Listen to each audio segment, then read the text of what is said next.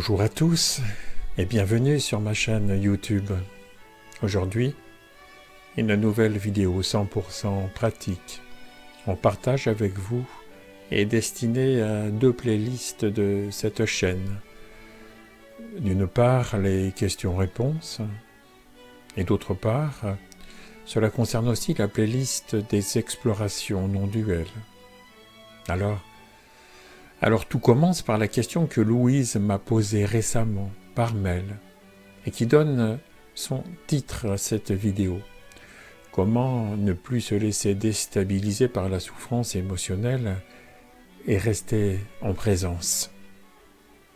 Ensuite, et cela tombe bien, comme la souffrance est un levier profond pour explorer notre vraie nature non duelle, nous allons ensemble découvrir comment gérer au mieux les émotions douloureuses et surtout comment s'en servir pour s'éveiller à la pure présence que nous sommes tous de toute éternité. En évoquant la souffrance, gardons bien à l'esprit que si nous souffrons, s'il y a souffrance émotionnelle, c'est précisément que nous avons oublié qui nous sommes vraiment, c'est-à-dire la conscience impersonnelle. Avant de développer, un petit rappel, vous aussi, si vous avez une question, n'hésitez pas à me laisser un message sur le Gmail que vous trouverez dans l'intro de cette vidéo. Et puis, n'oubliez pas de vous abonner à cette chaîne ainsi qu'à la lettre d'information de l'association Désir d'Humanité afin de recevoir en avant-première les vidéos des explorations non duelles. Voyons maintenant comment aborder les émotions qui nous dérangent et qui nous expulsent de la pure présence. Celles-ci sont parfois intenses. Elles nous impactent souvent à long terme.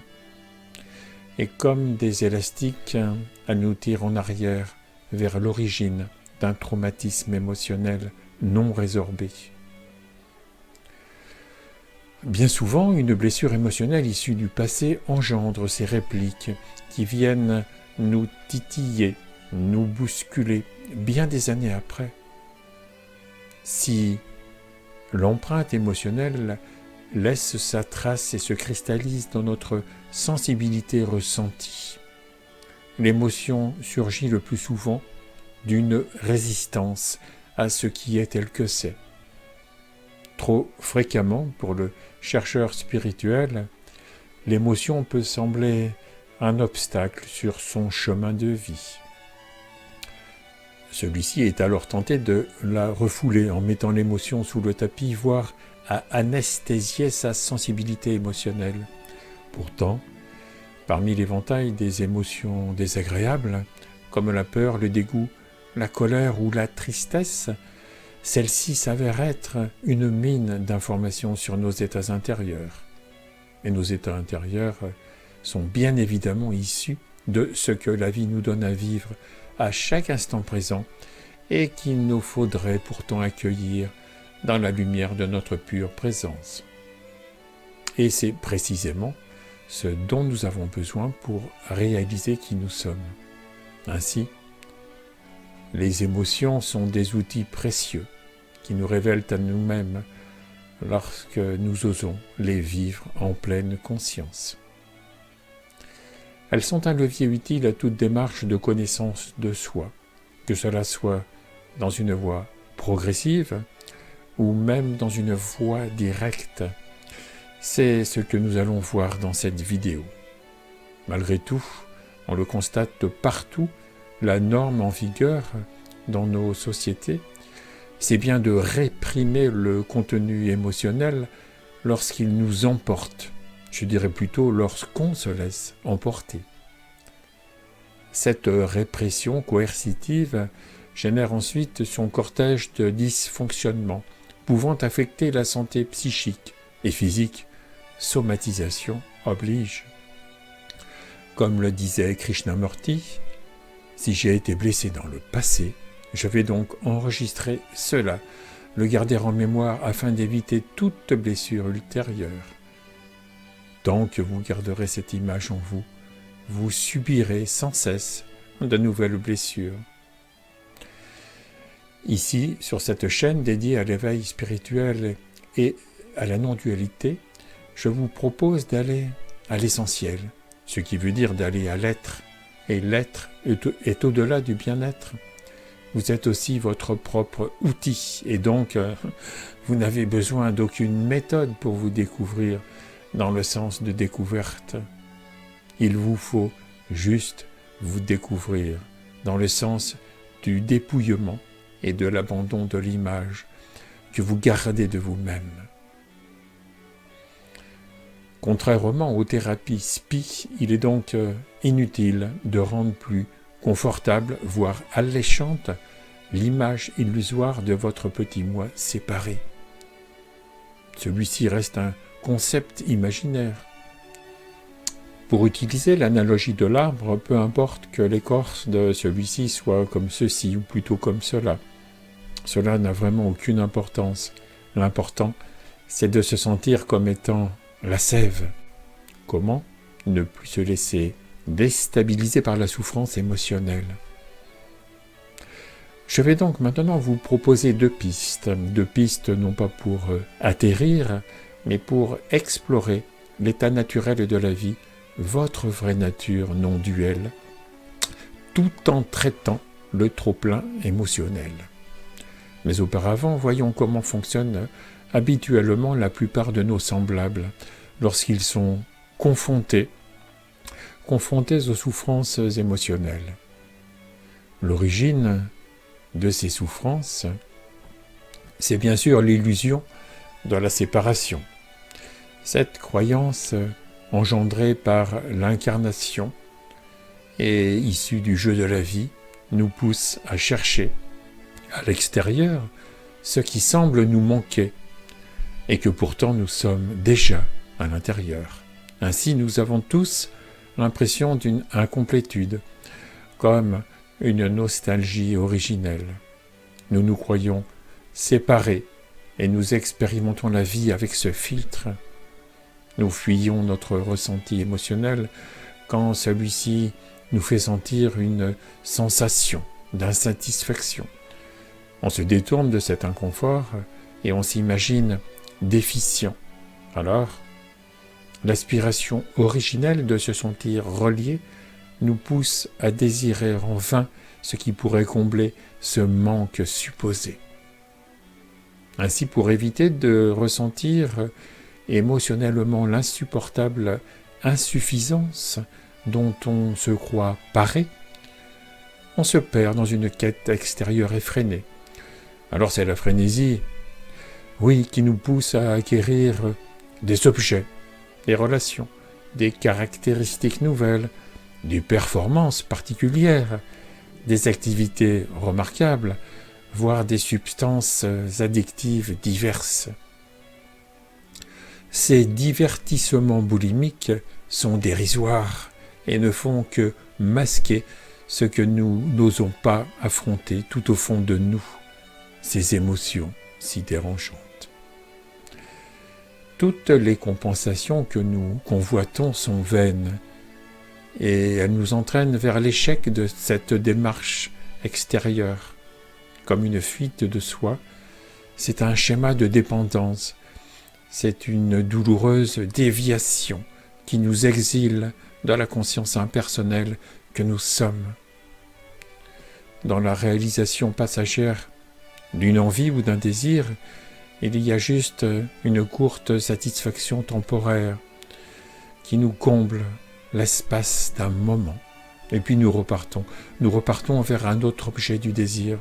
Pourtant, ce que nous désirons vraiment, c'est justement de ne plus désirer. Et ne plus désirer, c'est véritablement être cette présence qui est paix, joie, félicité et amour inconditionnel. C'est notre vraie nature et le mouvement de vie nous pousse irrémédiablement, irrésistiblement vers cette reconnaissance, vers cet apaisement suprême et impersonnel. De fait, au fil du temps, nous sommes comme fatigués d'être le jouet d'impulsions opposées. notamment celle qui concerne la girouette que nous devenons quand nous sommes en quête, et qui consiste à rejeter ce qui nous déplaît pour aller rechercher ce qui nous plaît. Alors c'est à ce moment que vous connaissez sans doute que je vous suggère maintenant d'emprunter les 2 pistes que j'évoquais précédemment. La première de celles-ci concerne l'investigation. C'est un processus introspectif à 2 faces qui nous conduit à reconnaître notre identité suprême, une identité sans identité. Il y a donc d'abord l'apophatisme, une approche nommée également théologie négative, qui consiste à révéler l'absolu en affirmant ce qui n'est pas. Et puis, il y a l'autre face, celle de la voie cataphatique, qui consiste aussi à révéler l'absolu, l'être de tous les êtres, en affirmant cette fois ce qu'il est. Heureusement, les 2 faces arrivent à se rejoindre avec une synthèse, celle du neti-neti, ou ni ceci, ni cela. En fait, le neti-neti commence en niant tout ce que nous ne sommes pas pour ensuite affirmer ce que nous sommes, tout ce qui ne peut pas être nié. Et cela pointe très clairement vers la réalité ultime que nous sommes. Cela nous inspire à écouter le silence quand celui-ci nous invite au dépouillement intérieur. C'est un appel à la grâce qui nous absorbe dans l'éternel présent du mystère universel. Très concrètement, la pratique de cette investigation autour de la souffrance émotionnelle prend l'apparence d'une pause, ou plutôt d'un recul, à rebours même de l'expérience ressentie. Nous prenons de la distance entre celui qui perçoit en nous et l'émotion perçue.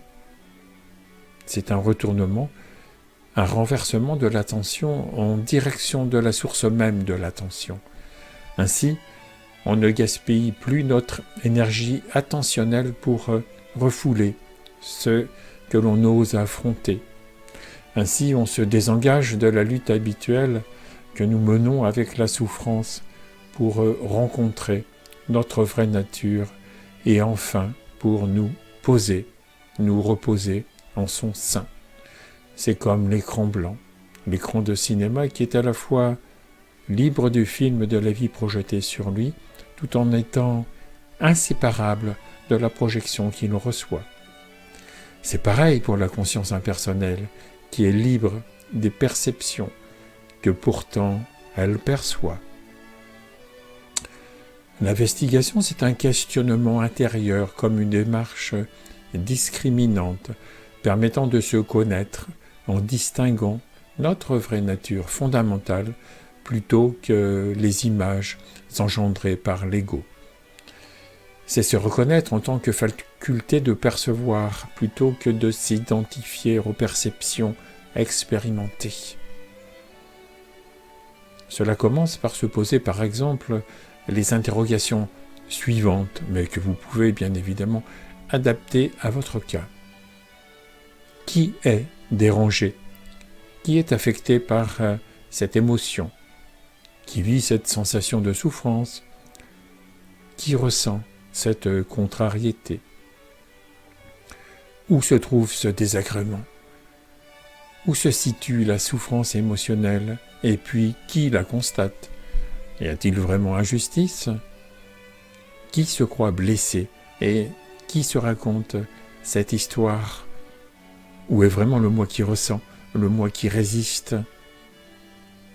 Où se trouve le moi qui témoigne de l'émotion de la souffrance? Où se trouve le sentiment de soi-même, ce petit moi qui témoigne? Existe-t-il vraiment? Ne serait-ce pas plutôt une image, une pensée? Serait-ce la pensée moi? Qui est conscient de cette pensée moi? C'est une présence, une conscience, un espace dans lequel les perceptions apparaissent et puis disparaissent. Alors que reste-t-il dans cette présence consciente d'elle-même? Cette présence est-elle blessée, dérangée, affecté par cette souffrance émotionnelle? Eh bien, que reste-t-il dans cette présence? C'est un espace paisible, un espace d'accueil, un espace intérieur où règne la plénitude, la joie, l'amour sans condition. C'est le bonheur paisible de votre vraie nature, en totale ouverture, en profonde écoute, en absolue disponibilité. Il ne vous manque rien. Écoutez le silence et ressentez, goûtez, sentez ce qu'il reste quand vous n'êtes plus rien de définissable. Restez tranquillement dans cet espace silencieux et vide, d'un vide pourtant si plein, où il n'y a plus d'idées, plus de croyances, plus d'opinions, plus de définitions. Que reste-t-il?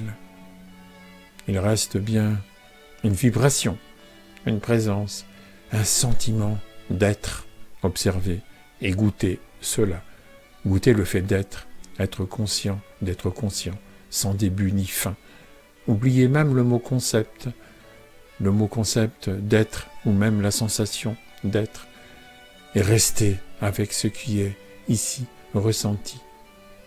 Sentez comme c'est vibrant, comme c'est plein. Il ne manque rien, goûtez à la qualité de cette présence dans cette dimension infinie, au-delà du temps et de l'espace, au-delà de la forme. C'est une évidence. Goûtez-la et savourez le silence, savourez la paix quelques instants. Maintenant, après cette investigation que vous venez d'expérimenter, je vous invite à explorer la seconde piste. Contrairement à l'investigation qui met la distance entre les perceptions émotionnelles douloureuses et puis celui qui en témoigne, c'est-à-dire la faculté de percevoir, celle-ci est totalement inversée. C'est la piste de l'amour, celle de l'ouverture. Et l'amour nous permet d'embrasser tout ce qui nous fait souffrir dans la lumière du cœur. Et l'énergie de l'amour permet d'inclure la souffrance en abolissant toute distance avec l'émotion dérangeante. C'est faire un avec ce qui est. Voilà pour ce principe, un principe de rapprochement. Alors, dans cette totale ouverture, dans votre accueil sans condition, vous pouvez maintenant porter votre attention sur l'émotion qui vous dérange.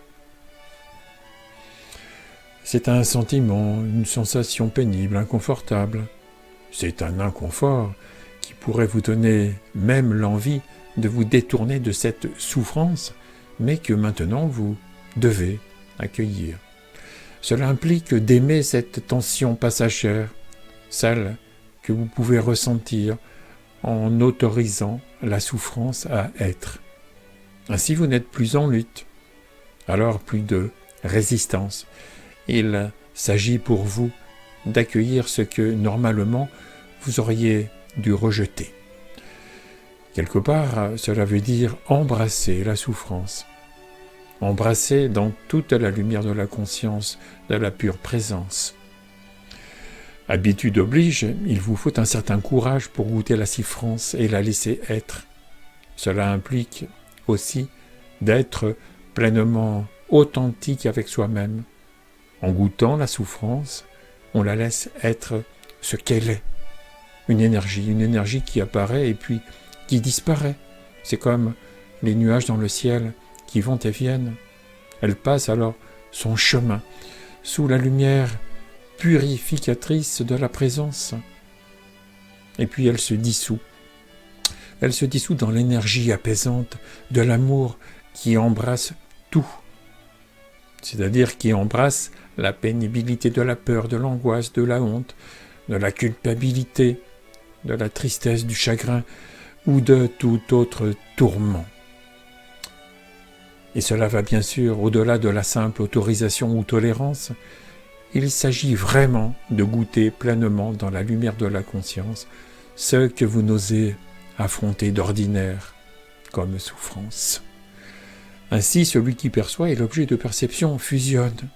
Bien sûr, cet accueil peut se faire avec quelques paliers, c'est-à-dire quelques pauses, de façon à faire diminuer progressivement le seuil de la résistance que vous pourriez constater pour enfin inclure l'expérience douloureuse en vous-même.